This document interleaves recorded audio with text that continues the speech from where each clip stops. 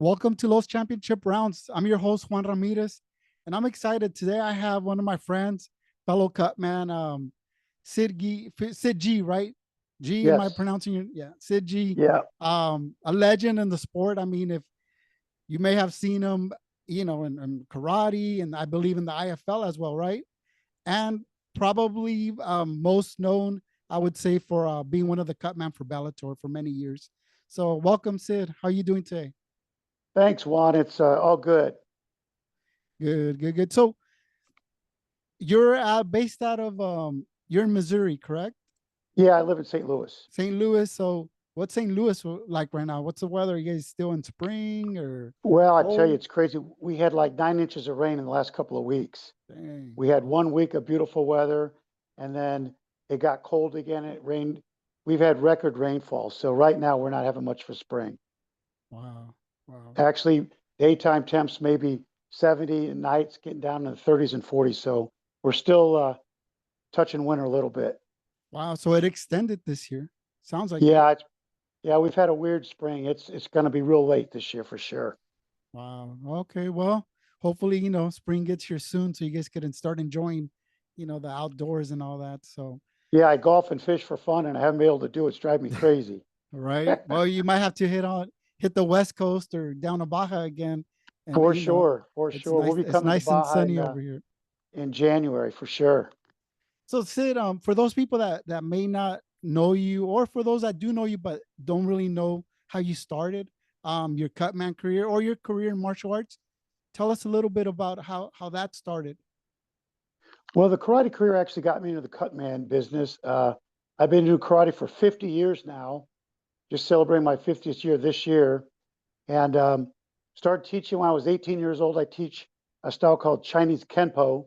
It's a karate style, self-defense style. And I was a fighter, did pretty well back in the day, had lots of students, and we'd always go to tournaments together. And I would be wrapping my students' hands. They get injured, get a broken nose, I'd fix their nose. So the karate business kind of helped me be a cut man along the way, but I never knew I was going to be a cut man just because I did the things a cut man did. But back in the day, we didn't think of that. There wasn't really, like, yeah, like you said, maybe there wasn't, you were doing it, but you didn't know there was a profession title Exactly. out there. The only real cut men of those days were the old boxing cut men, Correct. And MMA, in my day, I started in the 70s. There was no MMA. Nobody knew what it was.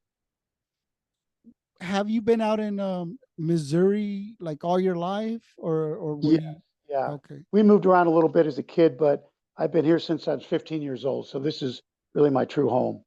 Okay, so you got involved with karate, martial arts in Missouri. So that was. Yeah. Did you travel out of there in the beginning, or were you Well, based? yeah, I used to fight all the big tournaments, the national tournaments, California, the Battle of Atlanta, New York, Minnesota.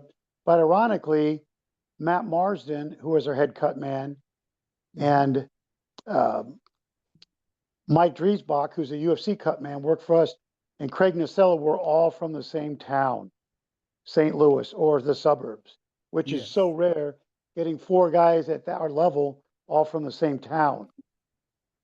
that's So true. we were Yeah. wrapping hands back in the amateur days for MMA, I think before anybody. We had a crazy MMA show in St. Louis. It was called Fight Hard, and they did it at the Family Arena where Bellator was the last time in St. Louis. We had 12,000 people at amateur shows. They would fill it up. Their formula was tickets were free, but you had to pay for parking. So guys would bring 10 people in a car to Wow. get in for free, and then they had to pay to park. But they would fill that arena up 4 or 5 times a year. And we did that for 4 or 5 years. That's 12,000 people watching amateur shows. We think it was the biggest one ever, ever. That yeah. And so, how did they make their money? Was it the parking, the alcohol The sales? parking, and it was Uh, all cash. Yeah, I yeah. figured it out one time. I think they made around 60 to 80,000 dollars a show, all cash. It was worth it, right? I mean, wow. Yeah, and then the state got involved, and they didn't want free tickets anymore, and it Mm, kind of went by the wayside. But we had an incredible show and venue. It was nuts. wow. And when did you start doing those shows? When was this? Those were probably early 2000. Okay. They brought the Black Zillions in one time and did a big show. I mean, it was a really big deal at one time, and unfortunately, it went by the wayside. When was the last one that they did? Was it a few years back or it's been a while? It's been a while. It probably went for 10 years. It was Okay. early 2000. Would you say that doing those amateur shows got your experience as a cut man, or what? Oh, there's no question. Uh, I used to work shows in the old days. I would wrap 30 hands in one day. Your Yes. thumbs would be bleeding. You'd be so sore, and it was just crazy. And nobody knew how to wrap hands, so everybody lined up, and you didn't look forward to it because it would take 5 hours to wrap anybody's hands nonstop. Yeah, no, yeah, I still have some of those shows. Not that many fights, but I mean, but that's a good point because I think you get so much experience working those amateur shows. By the time you Yes, get to the pros or to the big, big money fights, and we're gonna get into that because you worked with some of the best, in the world. But yes. you didn't just show up to work with some of the best in the world. You No, actually, I definitely paid my dues. I worked shows at the beginning. We were outside. We had shows on dirt. We had shows where it was raining. We had to stop. I mean, you name it, we did it. So we started from the basic ground level dirt floor all the way to yeah, Madison Square Garden, as you know. yeah, that's and but you know, sometimes people think that they can just, I mean, in any profession, they can just get up to the top, but you build character, you build experience going through those amateur shows. And I mean, by the time you've gone to, Bellator and you're working with some of the biggest names, you've already seen you've already seen it, You whether have cuts. in amateur shows, you see everything. One, you see guys throwing up, guys pooping their pants, people. Oh, I mean, the craziest stuff. wow. But So you work so many cuts and so many fights. By the time you get to the big show, you've seen it all already. yeah, oh, I mean, you've definitely. seen it all. Really, it's crazy. But And you can't trade anything for experience. You really can't. no, no, no, and that's a good point. You can. I mean, that's experience. It's it just gets you battle ready. When you're in there, Yes, the yes. calm, the nerves are, I mean, I still get a little bit, I'm not gonna say nervous, but you still, get that adrenaline. But Well, if you don't get excited for that, you yeah, ought to get out of it.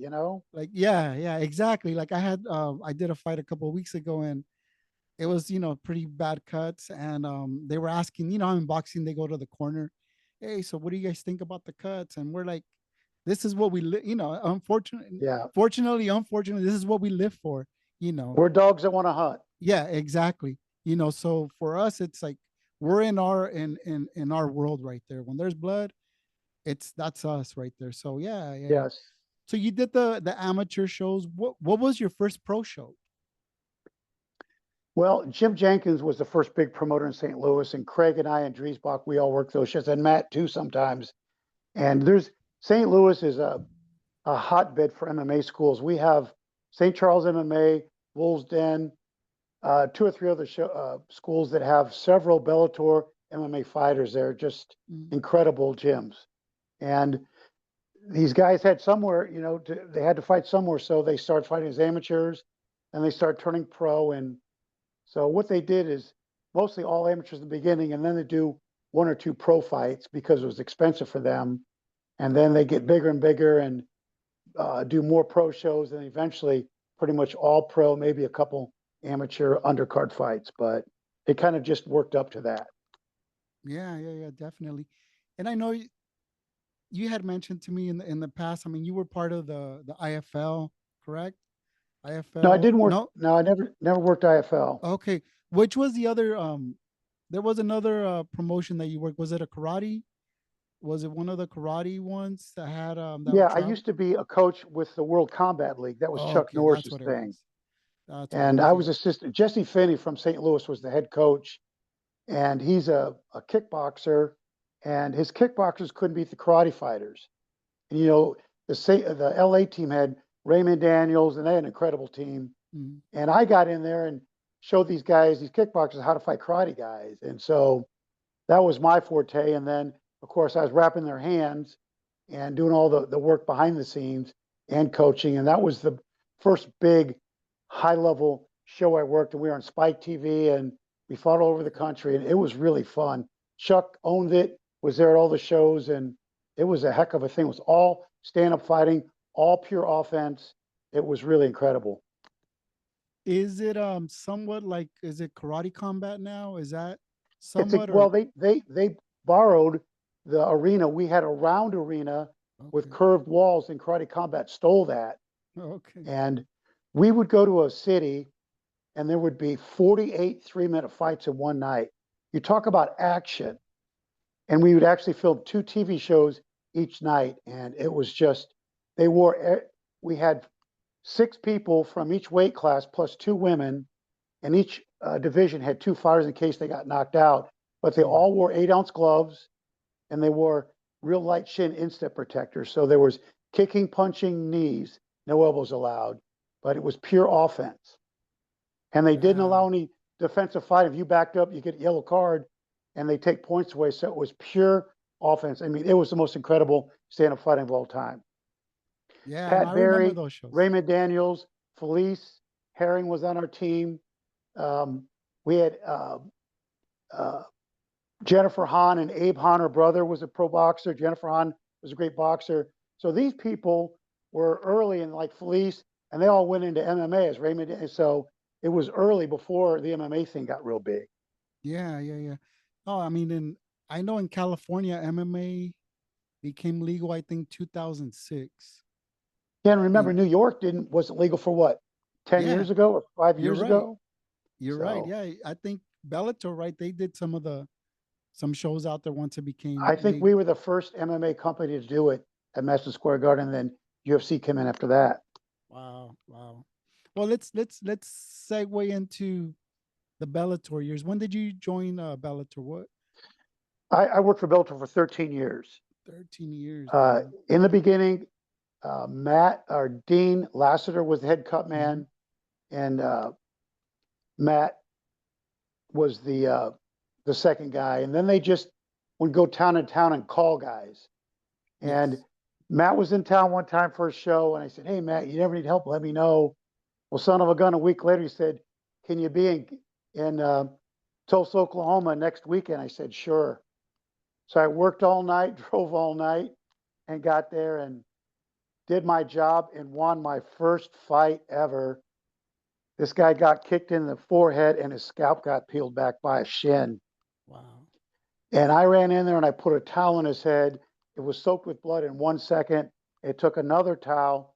I stopped the bleeding. Of course, the guy was, the fight was over. But that was my first cut ever in Bellator. And he probably lost 4 or 5 pints of blood in the process. Wow, that's a good welcome, right? And Matt came over and Dean said, "Welcome to Bellator." I'm like, "Thanks, guys."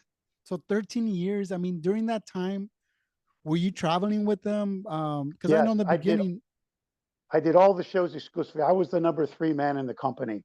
yes. So once I hooked up with them, I did every show we did except for Europe. We have our own cutmen Hmm. that go to Europe, and I've actually Okay. done that a few times. But we have to pick those, but all domestic pretty much.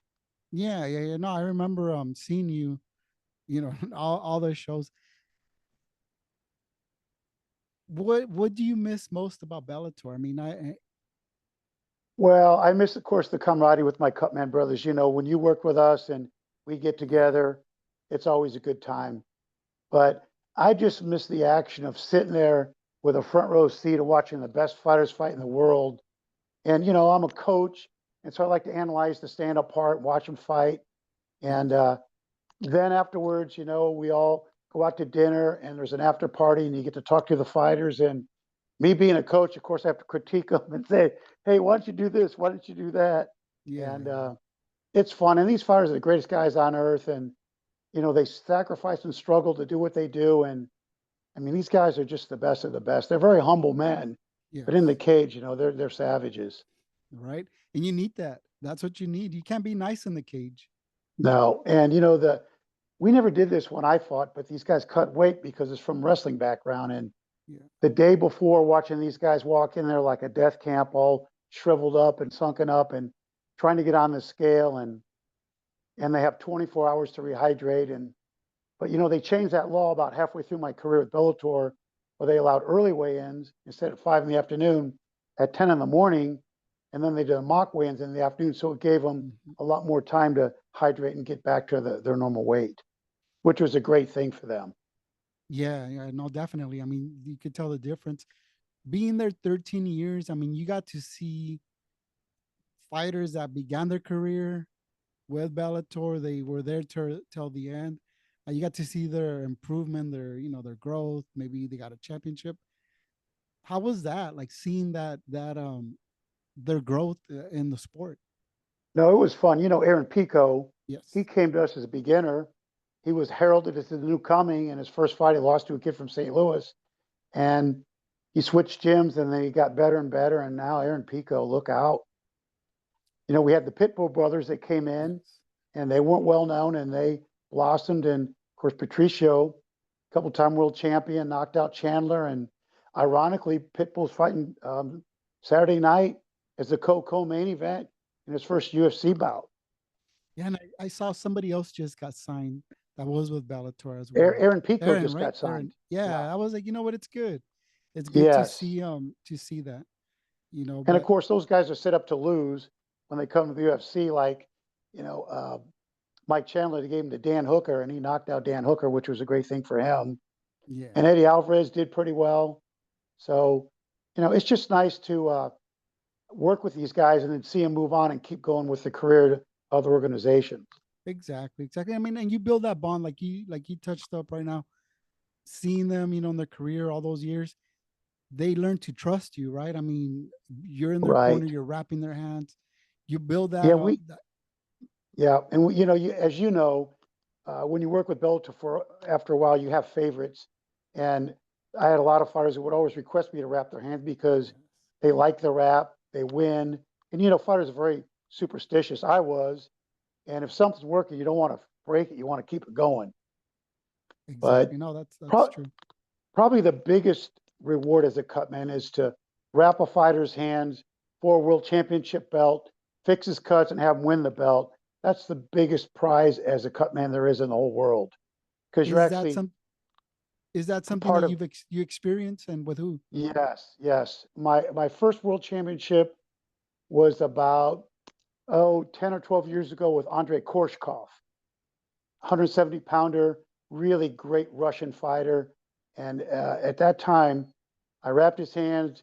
He got cut and swelled up a little bit, fixed that, and won the belt. And that was huge for me. And then I did that with, God, I should have wrote all these guys down because it's hard to remember them all. But They said all you I've got to wrapped, do is go to YouTube and look for yeah, that, Bellator such and such. You'll see it. yes, You'll relive the moment. yes. But, you know, these fighters are at such a great level, and they're so humble. But it's hard to believe when you watch them in the cage, just how great they are, and how tough they are.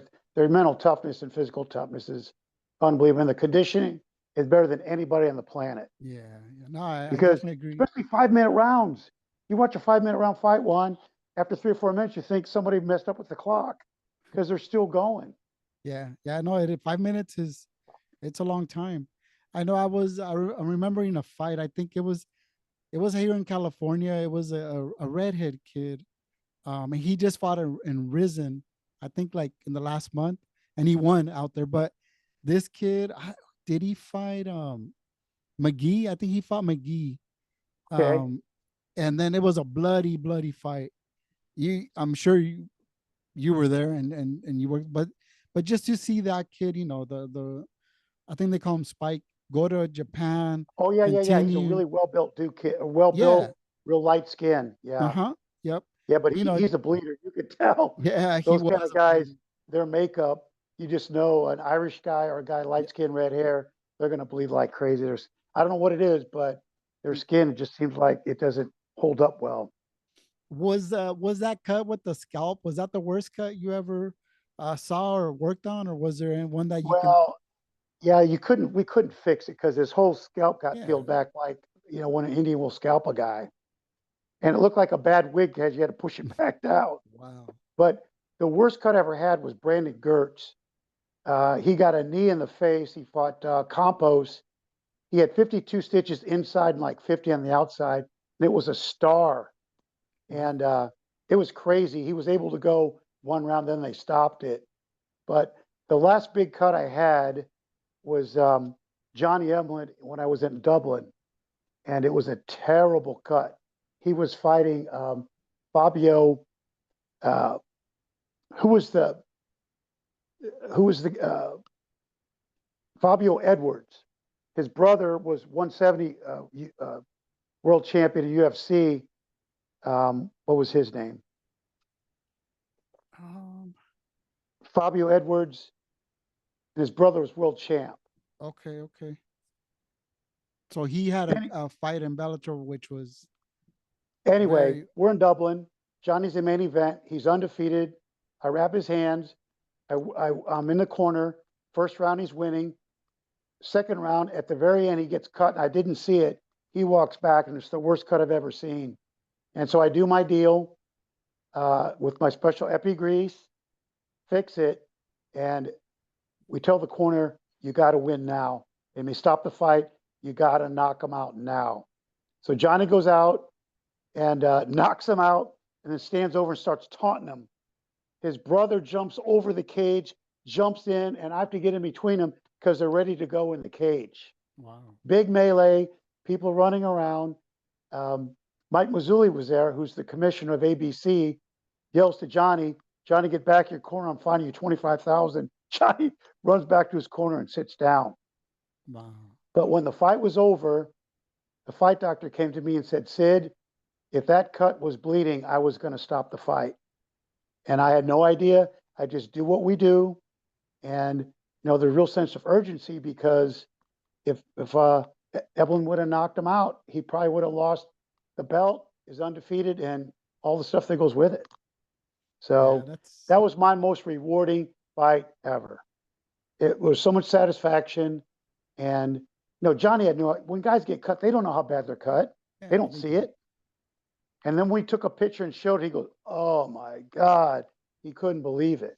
But you know what, Sid? What I've noticed, they with fighters is that if they know they got a good corner, including the cut man, they don't really worry about that because they know that you got it right. I mean, You're that's. exactly right, Juan. We're not magicians, but we're good and we do the best. And sometimes it's just so bad that there's nothing they Yeah, can do. exactly. I mean, and that's what I tell people. I go, we're not the doctor's gonna have the final call. We obviously we want to have the opportunity to work, work the cut, give us a chance to stop like to work on it, stop the blood. But at the end of the day, I mean, they're the doctors, and we're hoping that they're doing the best for the fighter, and Right. usually that's the case. And you and I know if you get a really good experienced fight doctor Mhm. that's been to a lot of fights, they really know their stuff and they'll let most of it go unless it's, Yeah, around the eye, optic nerve, yeah, something like that. Blood means nothing, just a matter of the eye they want to protect. yeah, And exactly. you get a rookie doctor in there and they want to stop, and it's really like, why? But it's not your call, but it's just too bad Yeah, because they're punishing the fighter for not having no experience. A funny thing, if I get a new doctor I've never worked with, I'll ask him, hey doc, will you give my full minute to take care of that cut before you come in? Because you yes, get guys that come in there and they'll pull your hand away and they want to look. They can stop time, but we got what, 45 seconds? exactly. And so I say, will you give me my time? And sometimes they don't know what I'm saying, but then they get it and they say, yeah, no problem. And you know what? It's good, like when referees enforce that too, where they're like, you know what, we're gonna let the cut man, the corner do their job, and then call time, and then Yes. bring the doc in. But yeah, in some commissions, it's not like that, and it's unfortunate Yes. because they take away your time to get in there and try to help this fighter.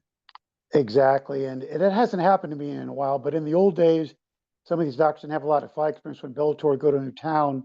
We just had to educate the guys, but they all go with it. They just don't know. Exactly. No, no, you're right. I mean, like you said, it's a fight. People get cut, people get swollen. I mean, it happens. It's they're fighting. So yeah, you got to get Yeah. somebody that has a strong stomach, and can, that's used to some of that, trauma that goes in there. But yeah. So I know I saw you at the last Bellator here in San Diego. What was it, last year? And Uh, yeah. yeah, and it was, I mean, it was bitter, bittersweet. I mean, bitter because it was the last, probably one of the last ones for Bellator. Yes. Sweet, I got to see my friends there, but Yes. I feel that I'm losing Bellator just left a big gap. I don't know. Bellator had a special. I don't know. I got into it, and not only because I got to be a cutman there, but just the brand itself. It was fun to watch. Yeah. Well, I'll tell you what, Juan, we had a great Bellator. To me, was a great family. Scott Coker, our president, Hmm. was the nicest guy. Come up, shake my hand, talk to me about karate. He's a karate man. Yes. The staff, I mean, everybody was a big family. It was special. But PFL bought our roster, Hmm. and they didn't have many great fighters. But the problem is they can't put 250 people in the seats. Bellator, we were putting 10, 15, 20,000 people in the seats, Yes. so it was a great promotion. We just had problems with finding a good uh, TV company to work with. Yeah. We were on Spike versus Spike, Paramount, we were all over. Yeah. We Exactly. just Yeah. couldn't And then find a good home. I mean, seeing you guys on Showtime at the end, towards the end, Yes, that yes, was. I mean, but HBO, Showtime, they all got out of the fight business. I mean, it's just right. but I thought it was kind of fun to see Bellator there. But it's just a different market now. Everybody's on YouTube. People aren't really Yes, paying for. it's all streaming. Everything's Yeah, streaming. everything's streaming now. I'm an old guy and I don't even know how to stream, but I'm figuring it out as I go. I mean, I think I watch YouTube more than anything. Yes. That's probably my go-to, entertainment is YouTube. So yeah, I mean, it just changed. The whole thing's just changed. So but I do miss, I miss the company, the product.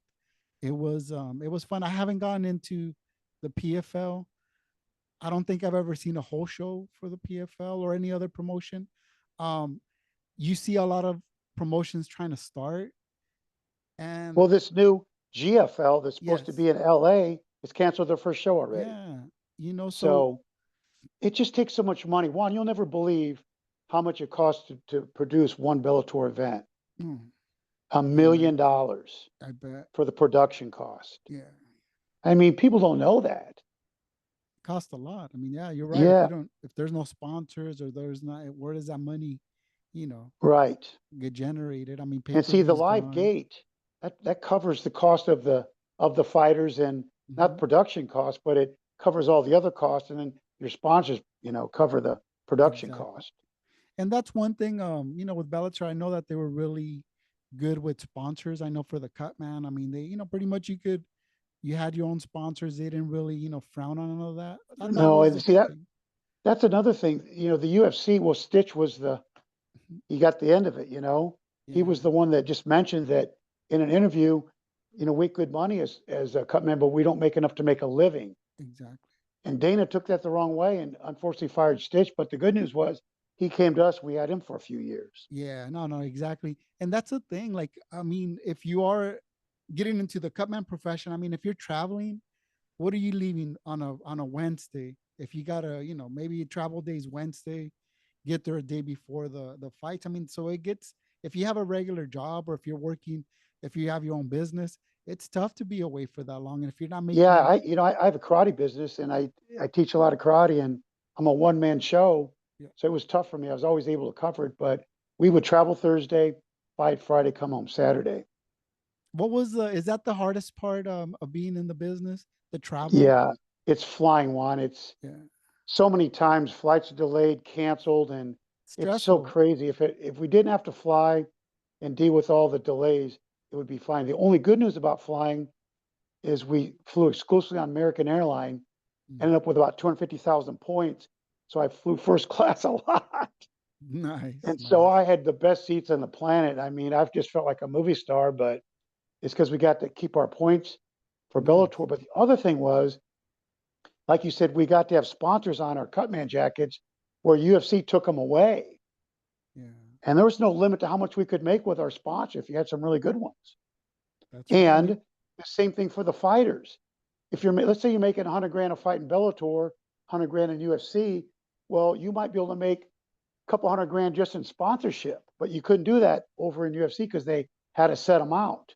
exactly. And Yeah, it I mean never went that over 40 grand. That's the most you could make as the champion from with sponsor was sponsors. 40,000. Yeah, Ryan Bader told me he made $100,000 his first fight sponsorship wise in Bellator.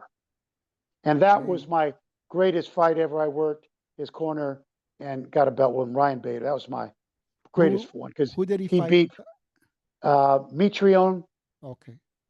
or Fedor. I can't remember who Yeah, he one of fought. those. Yeah, yeah, Yeah. yeah.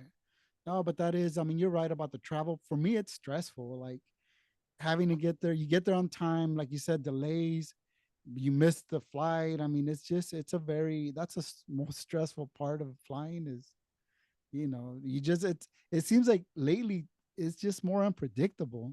I'm like, we have all this Yeah. technology and it's like, wow. Well, the airline industry, if they weren't helped by the government, they'd be out of business because they just don't run a bit. It's a difficult business, but they overbook them and people to get bumped. And tell you crazy, when I had Craig and I were supposed to fly direct flight from St. Louis on a Thursday night to LA to the Forum where we fight. That's in January, and we go to the airport, delay. It turned out we're going to leave at like 7 o'clock the next day, which is fight day. So we get there. Craig called me at 3 in the morning. Oh, we got to go now. He got on one flight. They flew me to Charlotte, South Carolina to fly all the way to LA. Yeah. I get to LA, I get my ride. I arrive at the show 1 hour before we start. Wow. You talk about rushing and feeling stressed, but that's It's the way it things that was are, for that day. it's out of your control though. I mean, you're a professional, you Yes, want to get there on time, you were there, yes. but sometimes, yeah, things happen. I mean, And after a while, it didn't bother me. I never got mad because if you yeah, get nothing helps but getting mad, and especially with the people trying to staff, connect flights, yeah, you just have to go with it because it happens. yeah, no, you're right, that's one of the things that it's part of the business. I know a lot of people always say, hey, you get to travel, you get to fly, you get to stay in hotels. I mean, it's all fun, but a lot of times it is also hard. I mean, being away, it, I mean, what was your experience being away? Was it not as glamorous as people may think? Like, Well, I tell you what, though, it was really fun because we have per diem. You could yes. eat whatever you want. You had drivers that would pick you up and Mm-hmm. take you to and from. I mean, it was really, really fun. You felt like royalty. It was fun. Yeah. No, I The remember. craziest thing, Go ahead. when during COVID, we were doing shows at Mohegan Sun in Yes. Connecticut. We did 15 shows, 15 weeks in a row, but we had to take COVID tests Yes. before. We had to take a COVID test when we got there. And I would end up taking 67 COVID tests in my life. And I think Duke Rufus did 80 something. So he Yes. beat me out, but it was nuts. But what else was nuts, Juan, is Craig and I would fly together.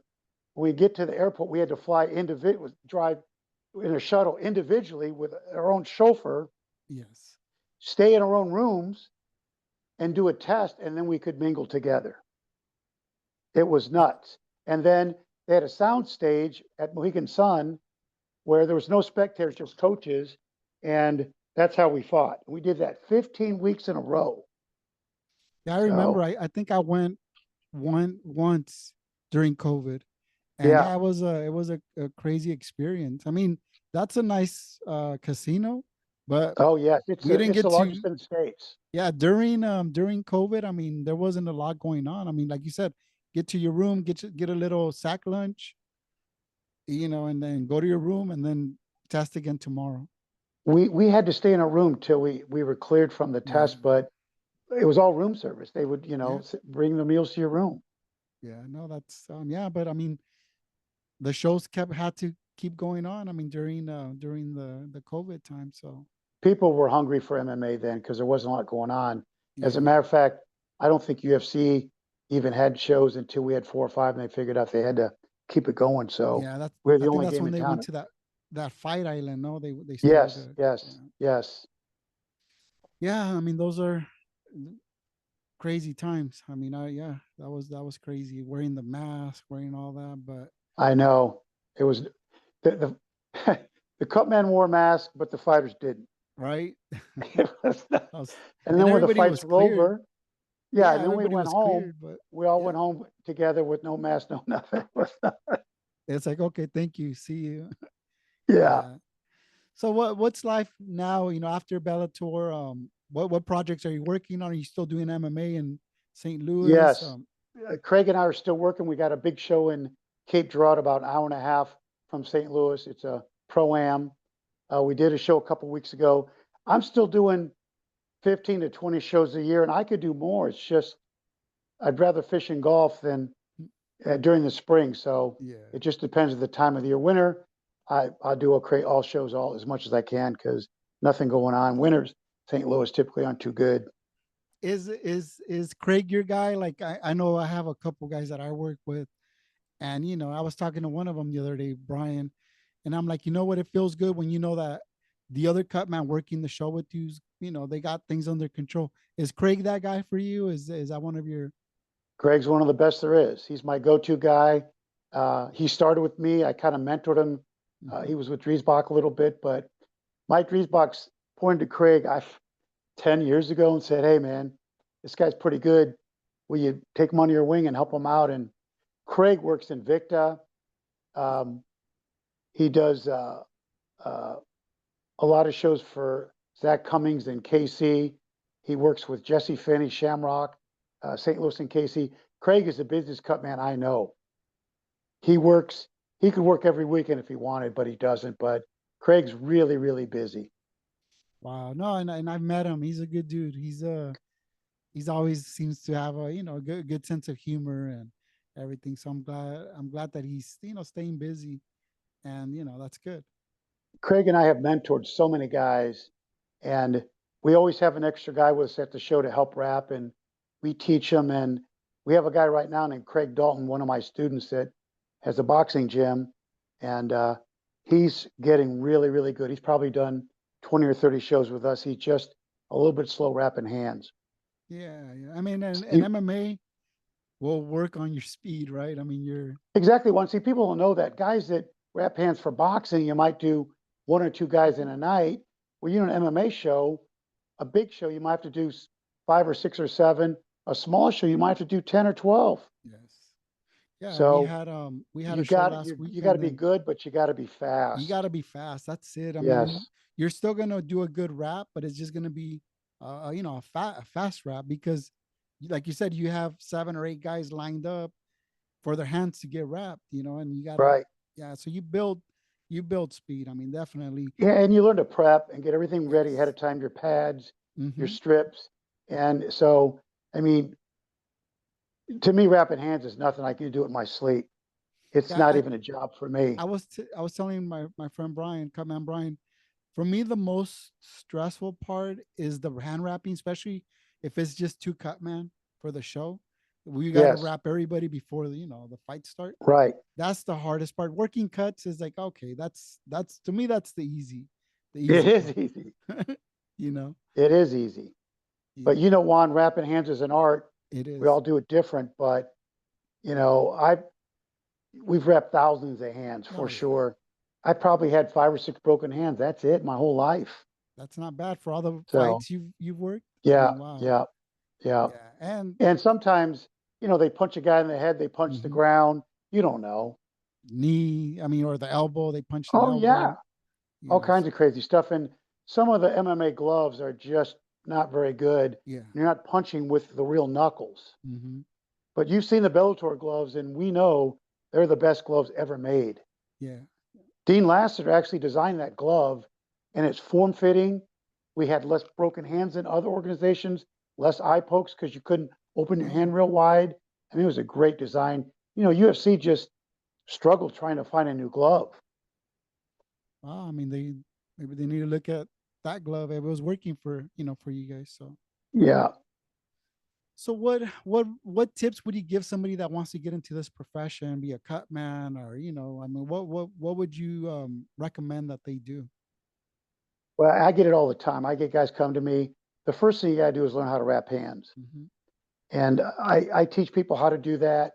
And then after you teach them, you just got to go practice. You got to go to a gym, work on your friends, but you just got to get good and get comfortable with it where you don't have to think about it. Hmm. It's second nature to you. And then I'll have them come back to me 4 or 5 months later and kind of critique them. And then if I have the time, I'll let them come with me. I'll let them wrap some hands and just learn the waves with us. And there's nothing better than, being mentored by somebody that's been there and done that. Exactly. And I think that that's so helpful because they're getting to see how you prep, how you set up your hand wrap stations, whatever, Yes. they're getting to see all that. I mean, they're learning from one of the best in the world. I mean, you've been there, you've done, so that's what I tell people. I go, if you're gonna learn, I mean, if kind of like see what the best are doing, look at them, Yes. and you're gonna build your own style, yeah, but what they're doing is working. So, And even when I was coming up, I'd look at videos, I'd watch. I wanted to learn. I wanted to really, really know, be the best of the best. And, you go around certain people, everybody does it a different way. So yeah, why not learn everybody's technique and take the best of the best? exactly. No, that's a good tip. And, Is there the other any? thing Uh-huh. Go is ahead. is having the right equipment. Yes. Like we use the best gauze, we use the best tape. A lot of guys use junk and they don't know it's not any good. Yeah. It makes your job a lot easier, right? If you're using It does. good stuff or stuff that you're comfortable with, it makes, especially when you're wrapping 15 fights, 20 fights a night, Yes. you got to use stuff that's going to help you with your speed on those wraps and keep a secure hand wrap. Juan, did you ever use that old white tape Jaybird? I did, yes. And I it used did. to come on. Yeah. I would wrap a guy in the summer. He'd come back 10 minutes later, all unraveled from the humidity Yeah. because the glue was so bad. Hmm. And I called Tidal and Ringside, said, "Look, you guys, this is junk." They knew it. So then Stitch came out with his tape, War Tape, and then Yeah. everybody got into really good tape. Now we've got the best tape out there available. Well, and I think it's because they got the feedback of people that were actually, Right. rapping, doing all that. So you need that. You need to Yeah, build a Tidal's good got their product. own now, but Yeah, I mean good that's tape and good gauze makes all the difference in wrapping hands. no, I agree. I agree. Good. That's those are two must-haves. And I tell people, I go get comfortable with the gear you use. If you want to use War, if you want to use Stitch, if you want to use whatever tape, I mean, just make sure you're comfortable with it, Yes, and that it makes your job easier, not harder. You don't need anything to make the yes, job harder. yes. And the traditional gauze that we used for years was made for the medical industry, not for Hmm. wrapping hands. Correct. We just used it because that's what we used as a base for tape. Hmm. But you get Empire or this fist form gauze we're using now from Yeah. Ringside, it conforms to the hand. It's made for fighting. And the fighters will tell you, hey, wow, this feels really good. Well, it's made to wrap a hand with. So they feel comfortable in it. They don't feel all Yes, restricted. And yes. yeah, I mean, there's still a lot of old school thoughts of, no, the hands need to be like, turning purple, or These it old has to guys, be the guys that can't do it right, always first thing you say is, "Wow, this feels great, but it's not cutting the blood off." Well, that's where it's supposed to be. exactly, Like you exactly. said, not What have your hand turn purple. Yeah, and I think that this new wave of, I would put us in that, the in that category.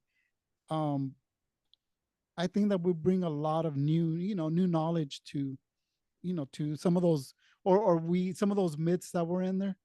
We're kind of like, Yes, no, I mean, you can use this type of gauze.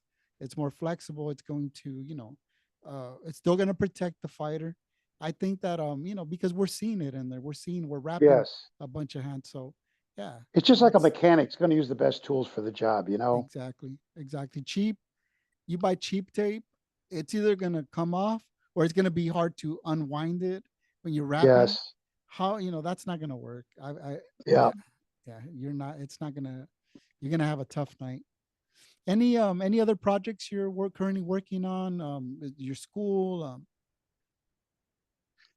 Well, I celebrate 50 years in karate. I've got a really good business. I'm so beat up, Juan. I've had so many injuries in my life from fighting and Yeah, just training, but um, still doing the karate thing, still doing the MMA thing. But want to talk about that epi grease that I've got. yeah, yeah, yeah. You have some of it. Yes. It's the stuff that I found a girl named Temery Morgan. She was a cut girl, and I mentored her, but she had this stuff, this epi grease, and I used to get it from Arkansas.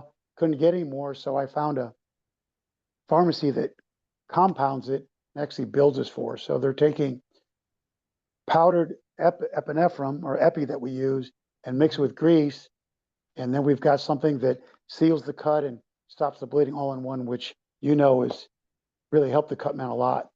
Oh yeah, and it's something that's legal. I mean, you're using the same dosage. Yes. That's legal. So yeah, it's not like it's anything, illegal. We're still protecting the fighter, still under the, but it's just not something that's easy to get. So yeah, but it is. It's totally, you know, it's playing with the, by the rules. So yeah, but that Yeah, stuff and is magic. It's great. yes. The other thing I found, I turned you on to, was that mini ice pack. Yes. Guys were building end swells concave so you could put a swab on a big mouse on the cheek and then Hmm. the end swell over it. Well, I found these mini ice packs. You've got the cut, that ice pack conforms over that swab perfect. Yeah, you're hitting it And with the medicine and with the cold. yes, It yeah. So will. that was a game changer for me. And I've shared that with my friends, and that's really helped a lot. I carry one end swell and 3 or 4 ice packs. I You really use the know, end swells anymore. I think my go-to is the ice pack. Yeah. I think in most of my, the fights I work, I go to the ice pack. Whether it be the small one or if I have if I, for some reason I didn't bring one, I'll use an ice bag. Yes. But you're right. I mean, it does conform. And sometimes fighters move in the corner. You don't want to hurt them.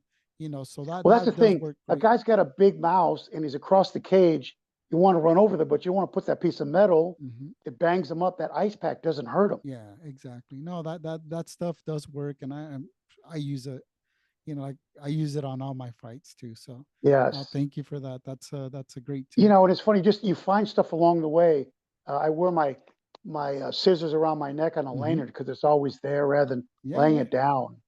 I mean, you just find shortcuts that just make your job a lot easier. And it's crazy how you see the trends. I mean, with social media, with everything. I mean, things that the black jackets with with the vest and all that. I mean, one person, you start wearing, and then it becomes a trend for for this profession. So it's kind of cool. It's kind of I tell cool you to one see. more that I did that I haven't seen is I carry a little spray bottle of epi in my pocket. Hmm. And all my guys, Bellator guys, Craig, Matt Marsden, Dean Lassiter, and Brandon Brilliant, because sometimes you'll get in there, you always need a swab loaded. Oh yeah, And definitely. in my Bellator days, in the beginning, guy came out and was cut, and my swab wasn't loaded. So I used the swab the best I could. I said that will never happen again. Exactly. So I always carry a loaded swab, but I always have that epi bottle in my pocket. And sometimes the cuts you could spray in it before you put a swab Hmm. down. You could spray it in their nose, or if you don't have epi on the swab, you could spray it in your swab. It's a game changer, Juan. You You have can to be never ready. get caught without it. You're right. I mean, you always have to have the expectation that blood's going to happen. I mean, that's one of the Yes. things that, you got to be ready. You can't be, we've seen it. I'm sure we've seen it many times where there's a cut at the last few seconds of the fight, and then somebody's preparing their swabs barely, or they're Right. And getting their stuff and see, ready. No.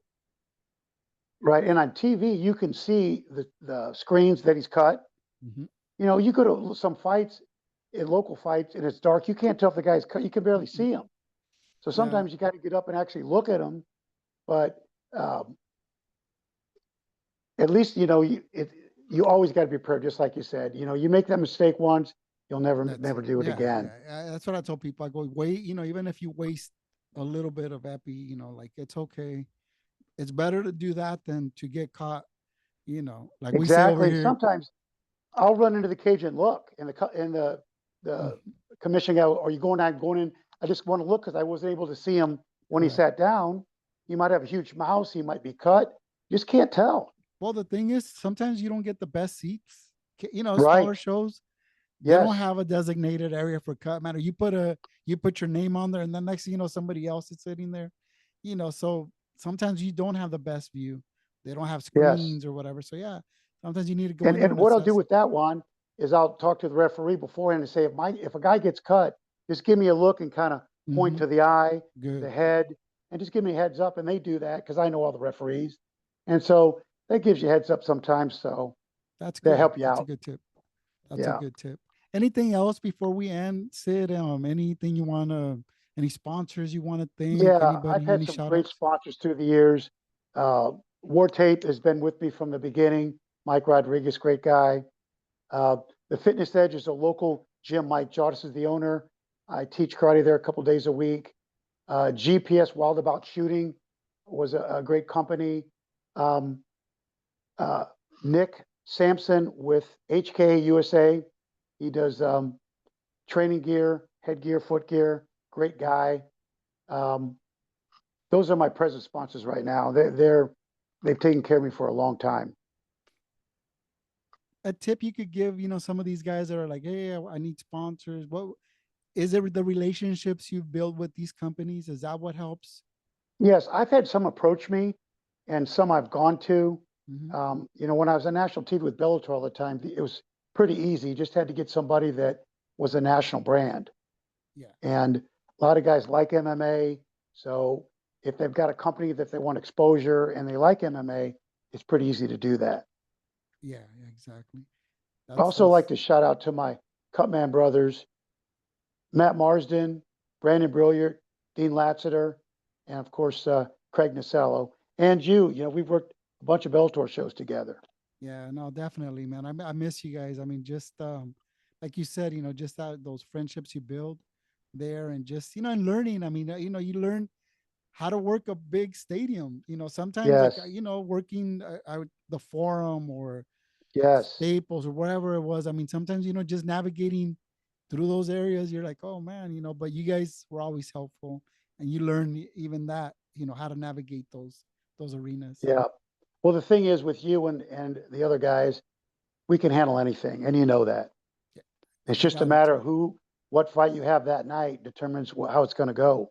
Mm-hmm. That's true. That's true. Well, thank you, Sid. I mean, I really appreciate you coming on onto those championship rounds. I mean, the knowledge you shared today, the all that, it's priceless, man. I hope somebody that that's listening, will take that and apply it, to their profession. But just what do you just to end the interview, what do you like to do for fun? I mean, how does a cut man relax? I'm fishing and golfing full.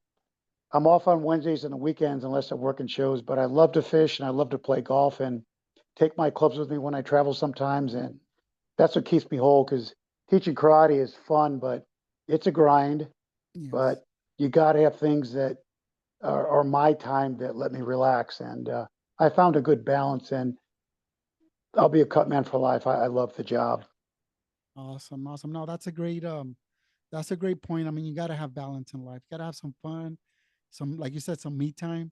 And Yes, yeah, I mean, that fishing and golfing sounds like some good time. So, but I just want to thank you, Sid, once again. I You know, appreciate it, Juan. I It's really been fun, and it's fun talking about it. And I love your podcast. It's always good.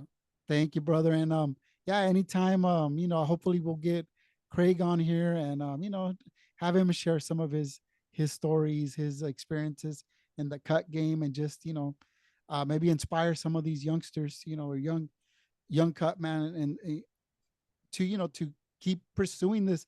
We're not going to be here forever. We got to share some of this information so that other people can continue to take care of these fighters. So thank Exactly. you. In the old days, those guys, the old boxing cut men had secrets.